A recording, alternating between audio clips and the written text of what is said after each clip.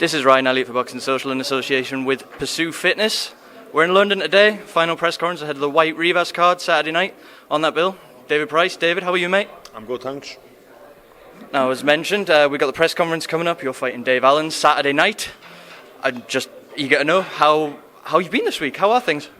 Cool, yeah, good, yeah. Had a good week. You know, fight weeks, the hard work's done. I always look forward to fight week. Heavyweights don't have to make the weight or nothing, so we kind of chill out a little bit. You know, not too much. Don't want to go too relaxed, but yeah, nice and calm, confident. Just waiting for Saturday to come on. I think it's fair to say you're at the back end of a career, long successful career. That said, I'm eager to know what's changed when it comes to fight week, the preparation, and how you're feeling. Do you feel you deal with the pressure and the nerves a lot better now you've had all that experience? Yeah, experience counts for a lot, and you've got to remember with myself, you know, I'm very experienced when you look at it. I've had well over 100 fights in my career, amateur and pro, being an Olympian, being Commonwealth Games. You know, I've 30 professional fights, so with that experience comes a calm and a confidence, really. But more than anything, I think the last 12 months or so been pretty active, which is good. I think I've had 4 or 5 fights in the last 12 months, so been through this routine more often. So it just gets you used to it more again. Now, even though you've had a couple of wins under your belt in your last couple of fights, I think by your own admission, perhaps a bit frustrated, you didn't get a clear-cut win, and I've heard you saying this week that you perhaps didn't get that winning buzz because of the way those fights ended.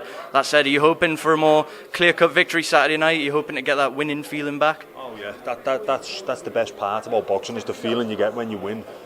When you win conclusively and you're happy with the result and you're happy with the performance. So I'd love to get that Saturday night. That being said, you know, it's the result that matters more than anything. As long as you win, if it means winning ugly, then that so be it. But I'd love to be able to get out the ring completely satisfied and happy with the performance as well. Last time I saw you just over a week ago in Liverpool, I asked you if it was a bit short-sighted. The people said you had to stop Dave Allen to win this fight. You told me that, no, that's probably about right. I'm looking to knock Dave Allen out. Can we expect you to come out flying with that said and trying to get him out there in the opening rounds? I'm just gonna start the way I've trained, and that means I'm gonna be letting my power shots go early. So whatever happens, but you can make it that what you will. Dave Allen told us yesterday, and it's been going around, that if he overcomes yourself, he'll be fighting Alexander Pavek on August 31st. He said that's as good as done. Do you think there's a danger that you'll be overlooked going into this fight Saturday night? I'd say so, yeah, because it's 6 weeks away. So, you know, it's. I hope they are looking past me, to be honest. I don't know who's dealing with this fight or where it's going to be or whatever. But if they're making fights for in 6 weeks' time, you know, they'll be in for a surprise, I think. I'm intrigued to know at this point, obviously, this is a huge fight on a pay-per-view platform in front of a big crowd Saturday night, but at 36 years of age, what is it that motivates you now? Is it about money fights? Is it about getting to the highest point you can? What is it that keeps you going and getting in the gym every day?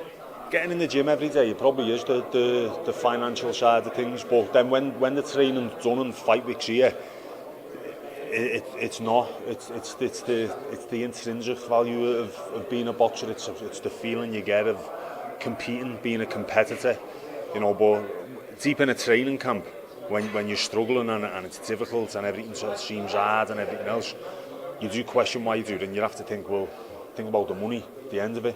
But then when the training's done, like I said, now that isn't in my mind. It's about getting in, competing, performing and doing a job, you know, and doing everything done in the gym.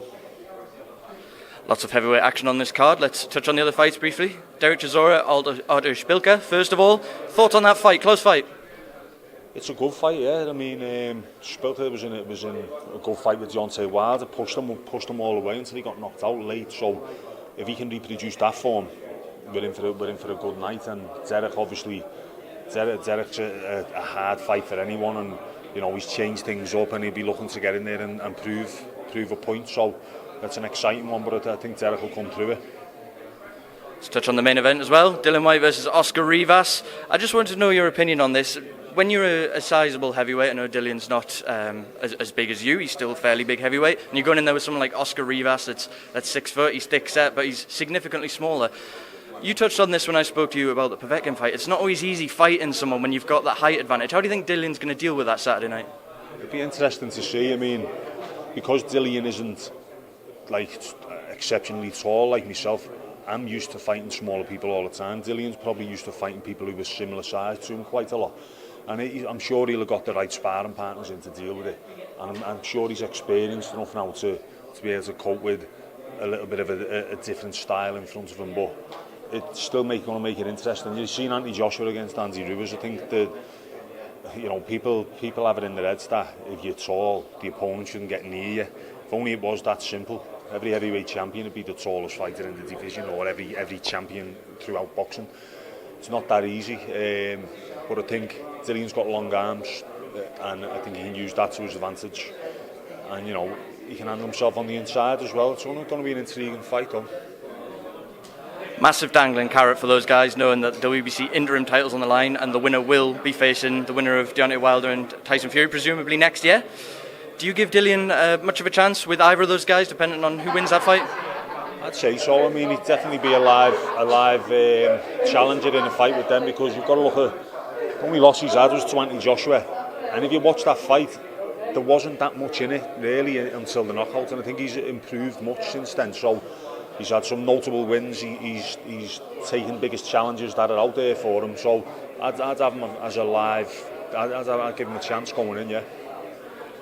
Final word from you, David, because the press conference is about to start. For those tuning in, those coming to watch on Saturday night, what do they see from the big truck? A devastating performance. Simple as that. Okay, David Price, thank you very much for speaking to Boxing Social.